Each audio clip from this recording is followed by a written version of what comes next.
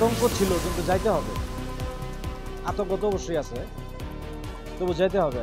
Cancel করা যাবে না আজকে, টিকিট যেহেতু আগেই করা। ভয় তো থেকেই যাচ্ছে। কি করবেন, কারোর না কারোর তো ভুল তো হয়েছেই, সেটা এখন সরকার অবশ্যই অবশ্যই। এখানে একটা ট্র্যাকের মধ্যে দুটো ট্রেন তো চলতেই পারে না। তাও হ্যাঁ, চলতে নিশ্চয়ই পারে, কিন্তু অ্যাটলিস্ট একই সময় নয়, কিন্তু 1 ঘন্টার হলেও ডিফারেন্স থাকতে হয়। সেটা নিয়ম, যেটা কারণ সেটা কোথাও একটা গাফিলতি হয়েছে, স্টেশন মাস্টারই হোক বা যেটাই হোক। টিকিটটা তো আগে থেকেই কাটা ছিল, আর যেহেতু অ্যাক্সিডেন্ট হয়েছে সেহেতু আজকে যাচ্ছি। মনে এরকম একটা ধারণা আছে কোথাও গিয়ে যে কালকে যেহেতু অ্যাক্সিডেন্ট হয়েছে, তো তারা এখন আরও ভালো ব্যবস্থা নেবে বা রাস্তার আরও খেয়াল রাখবে যাতে অ্যাক্সিডেন্ট না হয়। এটাই মনে হচ্ছিল যে যদি ওটা যদি আমাদের ক্ষেত্রে হতো, এটাই তো মনে হচ্ছিল।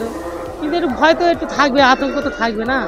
এত একটা অ্যাক্সিডেন্ট হয়েছে না, ওই যে আর ইয়ে কী বলছে, মানে যাচ্ছে একটা ভয় ভয়ও লাগছে, যেহেতু রাতের ট্রেন তো বেশি হয়, এরকম অ্যাক্সিডেন্টটা বেশি হয় রাতের ট্রেনে।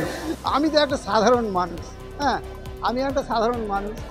এই বিষয়ে রেল যদি না কোনো ব্যবস্থা নেয়, তাহলে আর আমরা কি করতে পারি? আমি কেন, আমার মতো আমার থেকে যারা উঁচু স্তরের লোক, যারা শিক্ষিত লোক, তারাও তো এই নিয়ে চর্চা করে যাচ্ছে, কিন্তু রেল সেটা গাফিলতি করছে।